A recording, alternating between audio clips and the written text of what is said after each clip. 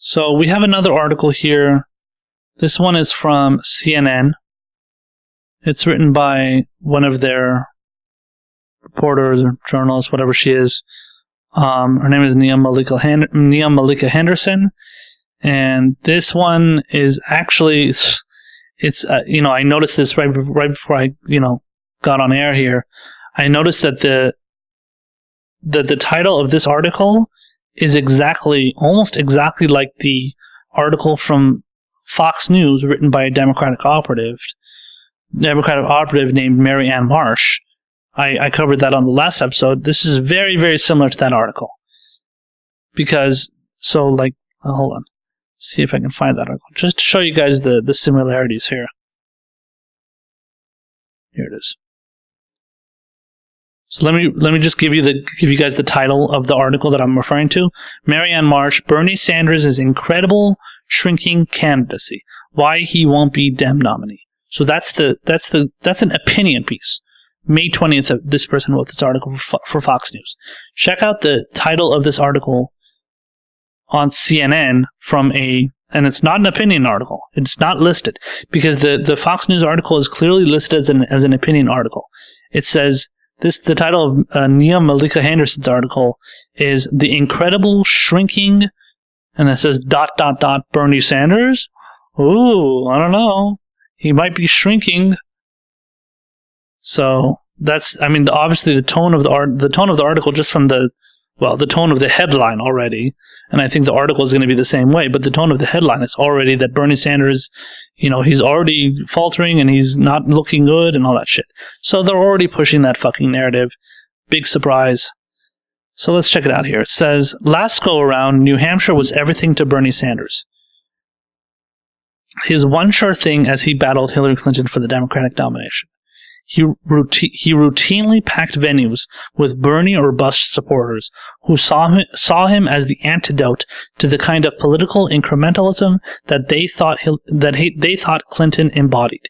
He was 2016's it boy, the grumpy grandpa who was loved by millennials and aging hippies, overwhelmingly white progressives.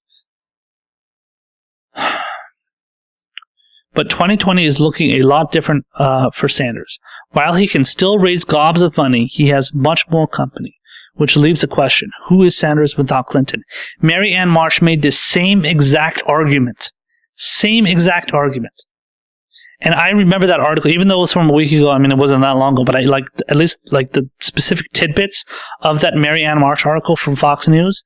I remember parts, those little tidbits, I remember them because they were so, they were put out there with such, arrogance, And again, I'm going to read through the rest of this article. I don't think this article is going to be as arrogant and as brash in its declarations, but it's asking the same exact questions. It's just putting it into a fake straight newsy, journalistically, style, which is basically just like a journalist putting out they're basically they're manufacturing consent is what they're doing. They're trying to create that narrative so that the people that already hate Bernie Sanders or they're on the fence about this candidate or that candidate, one of them being Bernie, I guess, they want to put it in that mind oh my God, Bernie Sanders, he could already be doing badly or he could already not be a good option because there's 20 other candidates in the race, 20 plus candidates in the race. So let me read the rest here. It says polls, yep, it's early, we know, show Sanders losing support as others such as Joe Biden, Elizabeth Warren, and Kamala Harris gain ground. A Monmouth University national poll released last week shows Sanders with the support of 15% of Democratic-leaning voters, a decline of 25% from March. A Monmouth poll of New Hampshire shows Biden with a 20-point lead over Sanders, roughly the same margin he beat Clinton by in the state in 2016.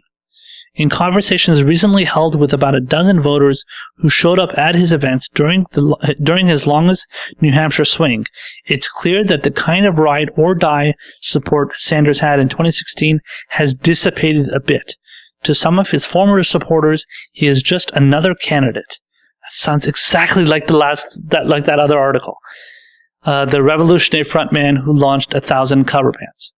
Quote, he brought so much into the conversation if he did nothing else, said Felice Burstein, 64, who voted for Sanders in 2016 and recently saw Cory Booker. But I'm on the fence now, exploring. It's too early to tell. I worry that he's older and I'm not sure the country is ready for his ideas. Like, I don't get this. I don't get these people. Listen, I understand these are boomers. My parents are boomers as well. I'm sure I have a lot of other progressives that are trying to convince their boomer parents to vote, to vote for somebody like Bernie Sanders or even Tulsi Gabbard or whatever, or even just pushing for, or just wanting more progressive ideas. But talking about how I'm not sure the country is ready for his ideas. Bernie is not asking for anything radical.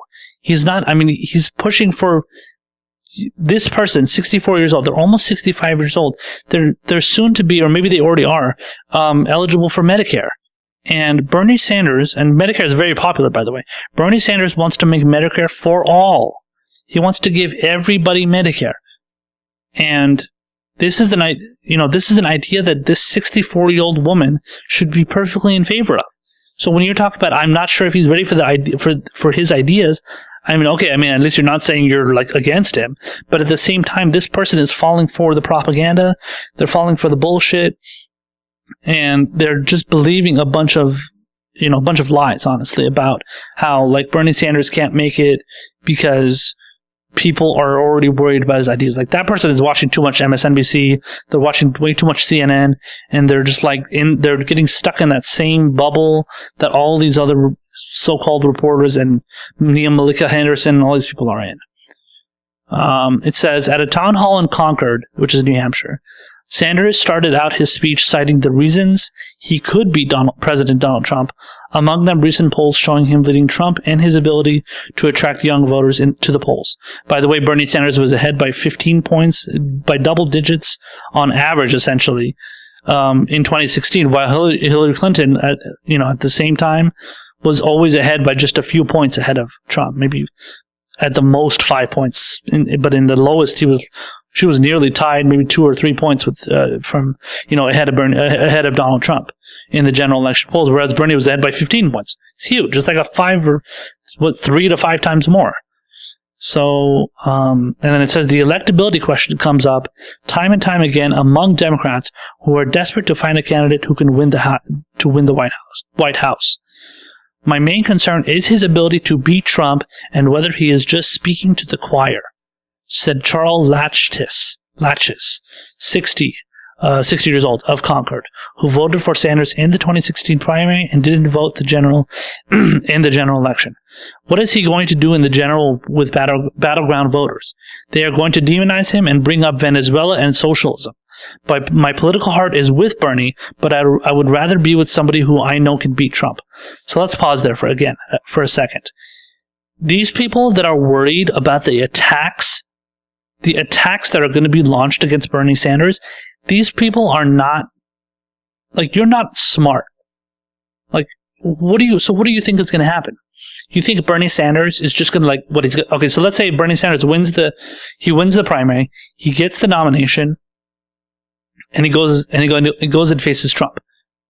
So what is he going to do? He's going to sit there or stand there on a debate stage with Donald Trump and let Donald Trump just fucking punch him in the throat a million times and talk about Venezuela and talk about socialism, communism, and how, the government takeover and death panels and all the same bullshit they brought up against Barack Obama, who was a fucking centrist, who everybody pretended like he was a socialist and he was a communist and all this far left and shit. Obama was nowhere near that. So they're going to bring up these issues with Bernie Sanders just as much, if not the same level that they're going to bring with any other candidate. They're going to blame. I read you guys an article a couple of weeks ago. It was from CNBC, I believe, where Mike Pence was talking about how Joe Biden is going to bring socialism. He's going to bring socialism to the United States. This is what Joe Biden believed, or says he believes. Or I'm sorry. What Mike Pence believes Joe Biden believes and is going to do. But all of a sudden, we're supposed to believe that, like, oh my God, it's some new strategy that they're going to talk about Venezuela and socialism and government takeover with Bernie Sanders. Now, you can make the case that, yes, the fact that Bernie calls himself a democratic socialist, and that he was much more far left, further to the left when he was younger, and in the 1980s, and then he was opposing a lot of wars, and then he was kind of like a hippie and stuff, but all that stuff, and he was pushing for a lot of the legalizing of all drugs and stuff. So he was pushing for a lot of far left policies. So I guess, to some extent, I guess you could make the case, obviously, that Bernie is going to be further to the left than, of course, obviously further to the left than Joe Biden and Kamala Harris or whatever. But at the same time, they're gonna. But you have to realize that they're gonna be making this argument with all of these candidates. No candidate is gonna be spared from all this fear mongering. The same fear mongering that the Democrats talk about with Russiagate and everything. Talking about Putin's puppet, and this person is controlled by Putin, Trump is, Tulsi Gabbard is, and whatever. We got Russian bots and stuff. All the same fear mongering, it exists in both political parties. It exists all throughout our political spectrum and our pathetic, corrupt political system. And it's just, that's the way it is. People are going to push their bullshit just to win a campaign or win a race or whatever. They're going to do that as much as possible. So the fear that Bernie Sanders is going to do that and then he's just going to stand there and take it, that's the part I can't understand about these people. They just think Bernie Sanders is going to just sit there and take it and not respond. What, as if he can't bring up the fact that Donald Trump is a fascist, and he's he has all these policies that are racist, and he's anti-immigration, and he's anti-Muslim. He wants to go into a million different wars. He wants to go to war with Iran. He's threatening China to some extent. He's sort of been threatening North Korea. Yeah, he was definitely threatening North Korea. What did he call Kim Jong-un before? He called him Little Rocket Man or something. This was, I think, in 2018, I think. And so, Trump is doing all kinds of crazy shit too. But then you're worried about about the Republican Party bringing up Venezuela and socialism. This is the problem. These boomers, these idiotic boomers, which again, I will reiterate that a lot of boomers, at least a good chunk of them, are honestly some of the dumbest voters out there, because they're so fucking scared of right-wing, in this case, I'm talking about Democratic boomers. They're so worried about right-wing rhetoric. They're so scared of it. They're like, oh my God, what if somebody says something, bad against our candidate? It's like, bro, why don't you just learn about responding? How about you learn about, how you can respond to that bullshit? They don't think about that.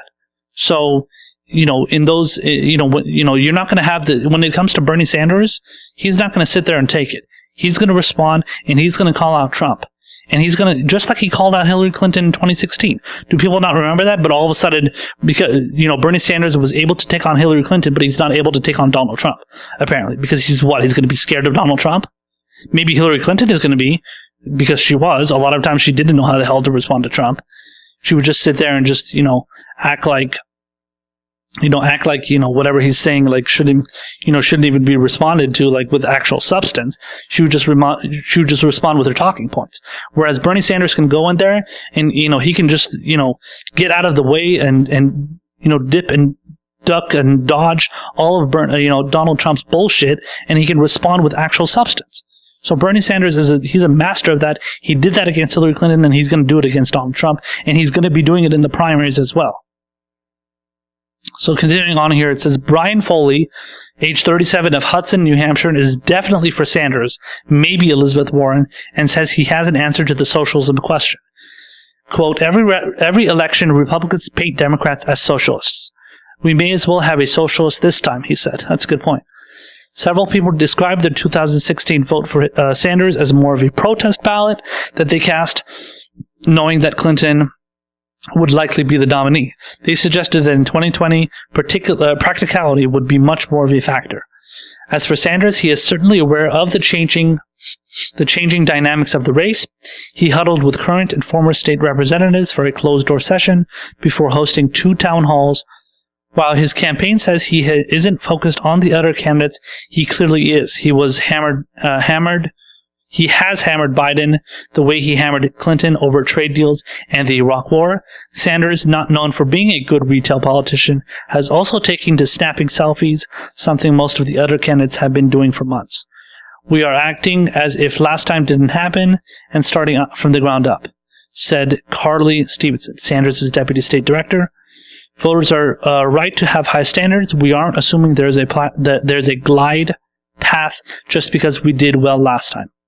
Sanders' problem right now is that some of his former voters are acting as if last time didn't happen either.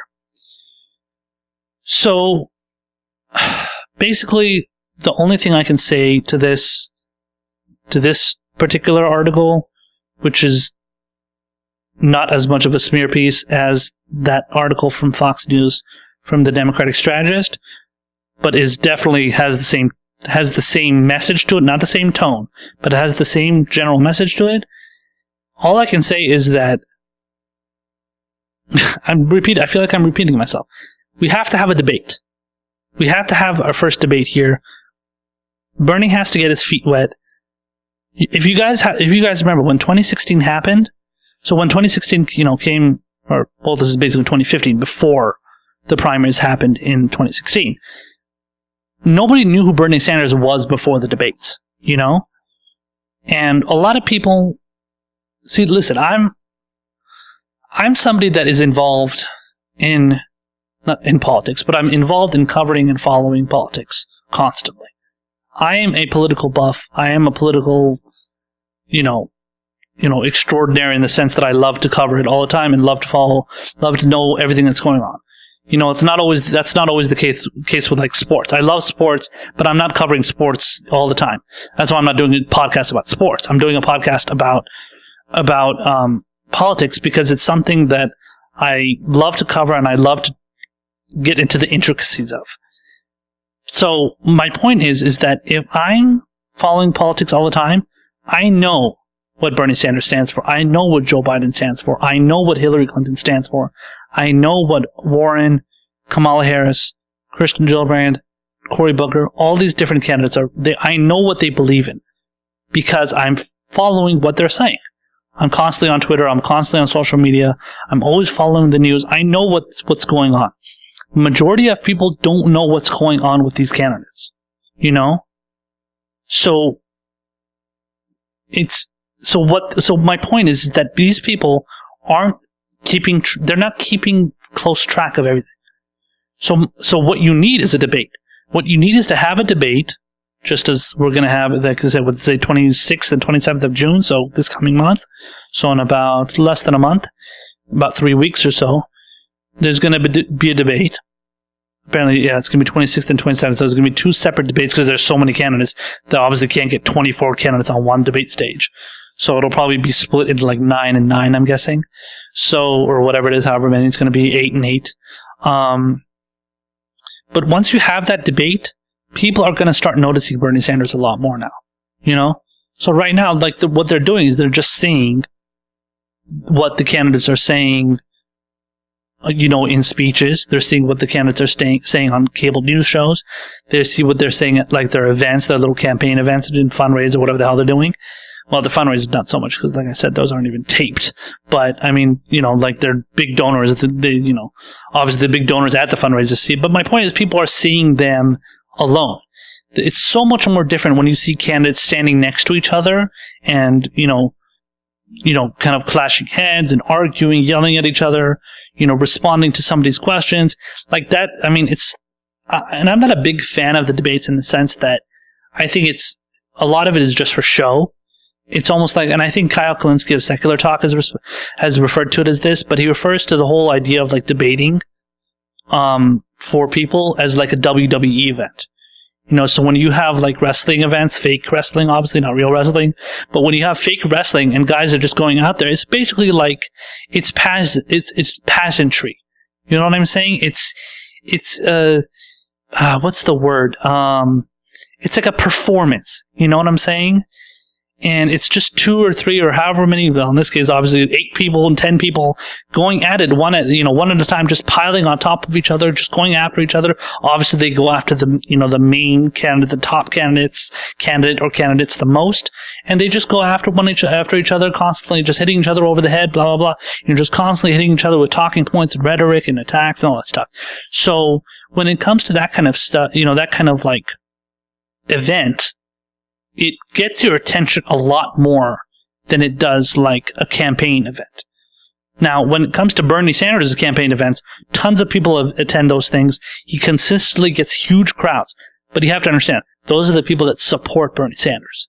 So if you go to a Bernie Sanders event, you're standing around thousands of other Bernie Sanders supporters. So of course it's going to be,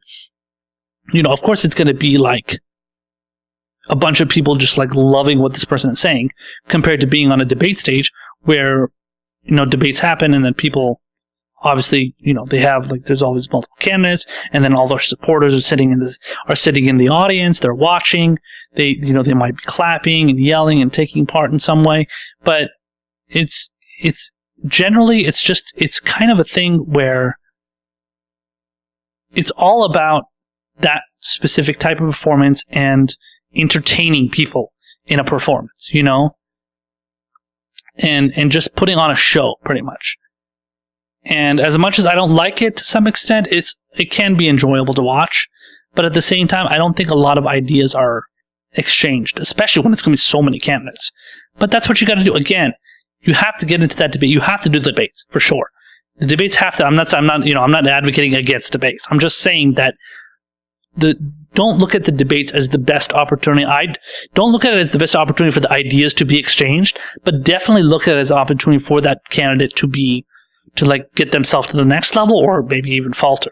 Maybe even just go down to the dumps. So have a debate and then just like drop in the bowls because they did so shitty and they just couldn't perform well. So that can happen, but at the same time, you can also obviously do well, and then you can get up in the polls. Or maybe you stay where you are and the other person goes down a little bit, and then you're tied with that person. So that could happen between Bernie and Biden, or maybe Elizabeth Warren can go up and tie with Bernie or Biden, or something like that.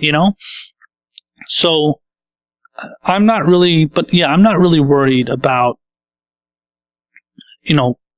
hearing the idea. Me speaking specifically, I am not worried about hearing the ideas from these people because I already know what they're going to say. But I am interested in seeing how they're going to be responded to, not just by the audience, not just by the viewers at home, but also by those other candidates, specifically the candidates that have the best answers. So if you have a Tulsi Gabbard, you have a Bernie, you have a Mike Gravel, if he manages to get on there, Andrew Yang, if he manages to get on there, all these kind of like better candidates that have like more newer, decent, not only newer, but newer and better ideas. I would definitely like to see how those people respond to the more establishment type candidates like Kamala Harris, like Cory Booker, like Joe Biden, to some extent Elizabeth Warren. I don't know, she's obviously got one foot in one camp and one foot down in the other camp as far as ideology, so I still don't know where she is. But, all those establishment candidates, it's going to be interesting to see how they're going to be going up against the lesser establishment candidates. But at the same time, it could be a bunch of establishment candidates piling onto the one progressive like Bernie Sanders or Tulsi or whatever. So, if it is, then I guess that's what it's going to be. But hopefully, and I know Bernie can hold his own. I know Tulsi Gabbard can hold her own. But at the end of the day, I think Bernie is probably going to do much, much better than he did in 2016 in the debates, because he's already gone through this. He just went through it in 2016. He's done tons of town hall events. He's even done town hall events with another candidate too. I think he did it with Ted Cruz one time. He did it with somebody else another time, another right-winger. But Bernie loves taking part in these events. As much as I know it's pageantry and I don't love it, he is good at it. He is good at that stuff. So, and hopefully Bernie can thrive. And that's what I'm banking on for sure.